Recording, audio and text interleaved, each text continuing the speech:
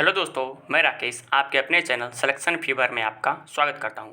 दोस्तों, आज हम भारतीय संविधान के टॉप 20 क्वेश्चंस के बारे में पढ़ेंगे जो कि हाल ही में टीसीएस द्वारा कराए गए एग्जाम्स में पूछे गए हैं और सारे क्वेश्चंस कम से कम 7 से 8 बार रिपीट हुए हैं।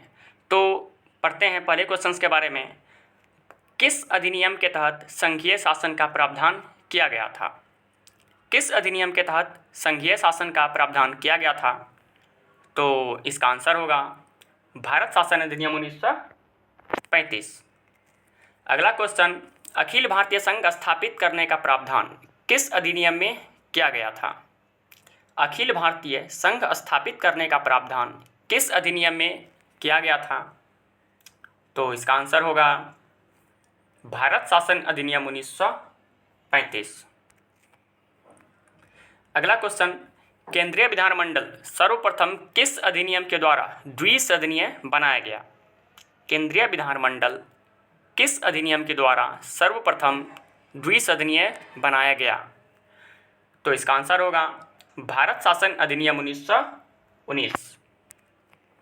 अगला क्वेश्चन, रेगुलेटिंग एक्ट 1773 के द्वारा सुप्रीम कोर्ट की स्थापना कहाँ किया गया था? रेगुलेटिंग एक्ट 1773 के द्वारा सुप्रीम कोर्ट की स्थापना कहाँ किया गया था? तो इसका आंसर हो जाएगा कोलकाता। अगला क्वेश्चन, भारतीय विधान परिषद को बजट पर बहस करने की शक्ति किस अधिनियम के द्वारा प्राप्त हुई?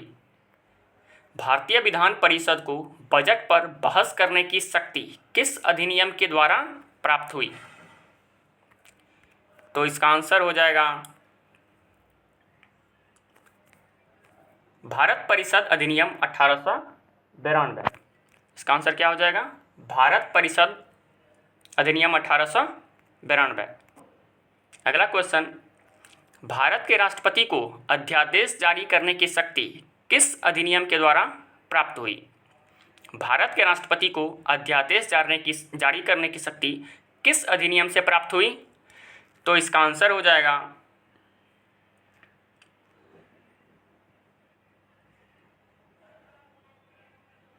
भारत शासन अधिनियम 1935। भारत शासन अधिनियम 1935 और भारत के राष्ट्रपति को अध्यादेश जारी करने का जो प्रावधान किया गया है वो हमारे संविधान के अनुच्छेद 123 में किया गया है। अगला क्वेश्चन, भारतीय संविधान का गठन किसके अंतर्गत किया गया था? भारतीय संविधान का गठन किसके अंतर्गत किया गया था? तो इसका आंसर हो जाएगा भारत शासन अधिनियम 1935। सॉरी, इसका आंसर हो जाएगा कैबिनेट मिशन के द्वारा।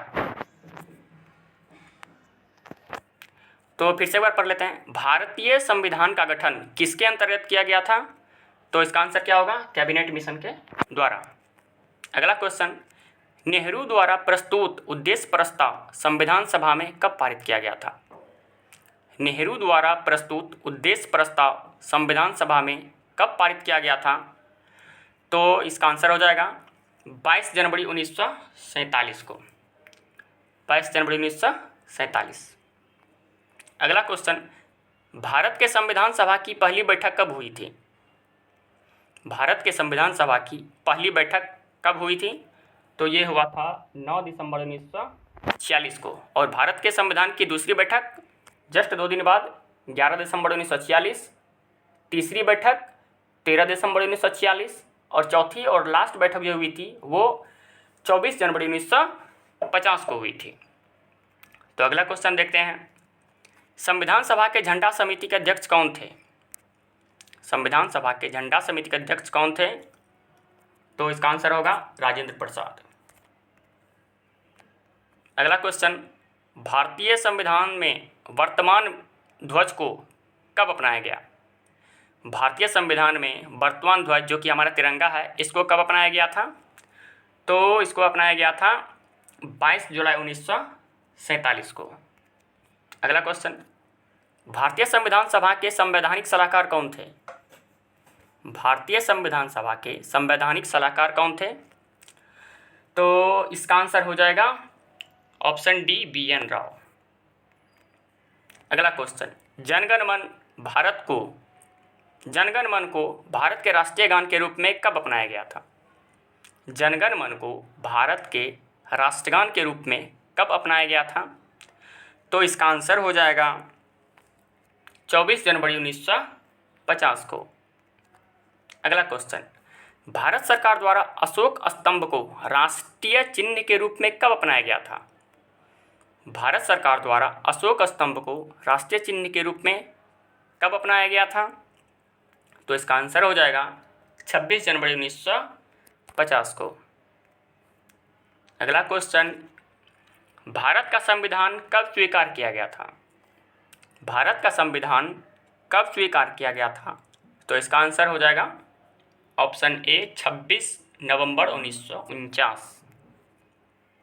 अगला क्वेश्चन, भारत संविधान सभा का अस्थायी अध्यक्ष किसे चुना गया था? संविधान सभा का अस्थायी अध्यक्ष किसे चुना गया था?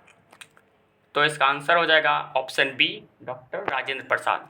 और संविधान सभा का अस्थायी अध्यक्ष डॉक्टर सच्चिदानंद सिन्हा को चुना गया था, जो कि भारतीय संविधान की पहली बैठक यानी 9 दिसंबर 1946 को चुना गया था।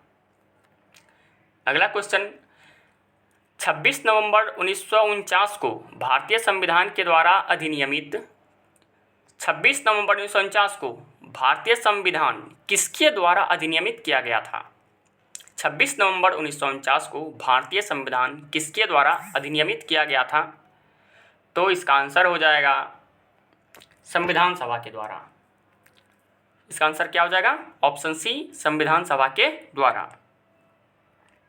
अगला क्वेश्चन, संविधान सभा के कार्यों से संबंधित समिति के अध्यक्ष कौन थे? संविधान सभा के कार्यों से संबंधित समिति के अध्यक्ष कौन थे? तो इसका आंसर हो जाएगा ऑप्शन सी जीवी मावलंकर। अगला क्वेश्चन, संविधान सभा ने भीमराव अंबेडकर की अध्यक्षता में प्रारूप समिति का गठन कब किया था?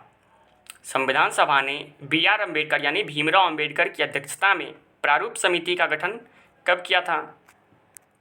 तो इसका आंसर हो जाएगा 29 अगस्त 1947। क्या हो जाएगा आंसर? Option A 29 August 1947।